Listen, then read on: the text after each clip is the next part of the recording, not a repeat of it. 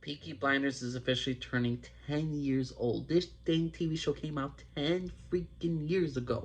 And what's Peaky Blinders about? Oh, right after World War One, a group of young brothers, gypsy brothers, coming back from World War One. They're coming back from the freaking war. They're going through post-traumatic stress. They're dirt poor. And season one is all about the rise of them as gangsters.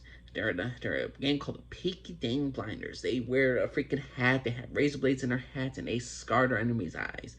And they're going into the gambling with the horse racing, and they're in season one just trying to build themselves in Birmingham. Season two, they're going to conquer London. Season three, they are officially rich. They're in the freaking money. Season four, we got the revenge. We got the mafia war between the New York Mafia and the Peaky Blinders. Season five is like the downfall of the Peaky Blinders, and season six is the ultimate redemption of them and how it's going to lead to a World War II arc that will eventually conclude in a main movie. Now, Peaky Blinders, I love this thing show.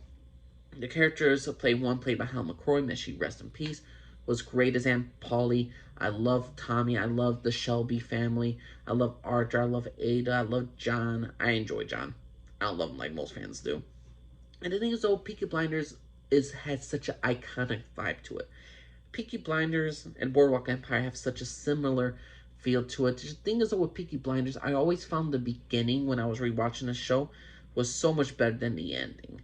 I mean, the rise usually when it's the rise of certain characters like a freaking the not Sopranos, Tony from freaking Scarface when he's the rise of his legacy and the rise of his empire is so much more impactful than his fall. The reason why I do not the biggest fan of the last two seasons of Peaky Blinders is because I feel like they made up certain villains.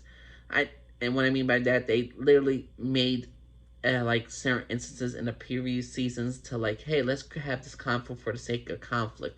Let's have this character who's been mostly an ally to us start to become a villain, start to him become so greedy and ambitious, and so he will ultimately we will have a technically a civil war within the family. I feel like Peaky Blinders always had that. What I loved about Peaky Blinders was the overall love of family. It was not just a gangster, a gang crime drama. It was a family gang crime drama. This is a family, and the families are all with each other, all here to protect one another, whether they like it or not.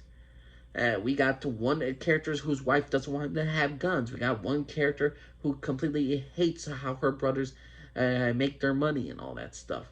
Then they go into capitalism. Then they're a little bit socialist.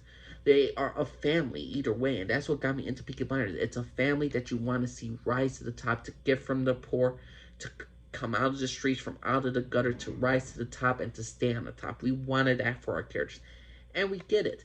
Thing is, those certain characters they don't really kind of like pass on to the next generation until like the last four episodes. They don't really build up the future generations. Some of the original characters in the first season are kind of like immortal. They can survive any danger, and then our sense of disbelief kind of goes out the windows.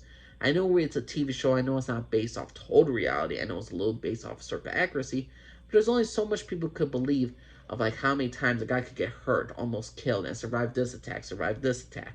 It kind of suspends your disbelief. Sometimes it's not to go into the whole fantasy element, and sometimes Peaky Blinders, how they made these characters basically immortal and they could survive and conquer anything, and they could never truly lose because when they lose, they're always going to get a victory. And people want to tell me, well, technically they lost when they killed Aunt Polly. No, the main actress actually died. They weren't actually going to kill her off in any sense of the way. My personal opinion, Peaky Blinders is a great thing show. If you like Prohibition, 1920s bootlegging stuff like that, if you like that type of that world setting, if you like that type of lifestyle, that type of fashion and what you're gonna love this show. It has some great violence, some great acting. It was a phenomenal show. I love Peaky Blinders to this day. I have many faults with the show, but I still enjoy the show. And 10 years later, it still holds up.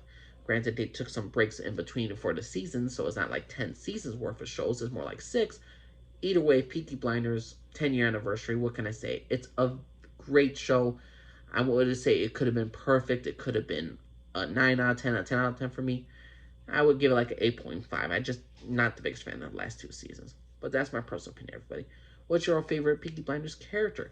Are you did you cannot believe that? Oh my god, it's 10 years ago. Man, do I feel freaking old now that I'm watching this show again. Please know what y'all think. Thanks for this scarf, everybody. Bye bye.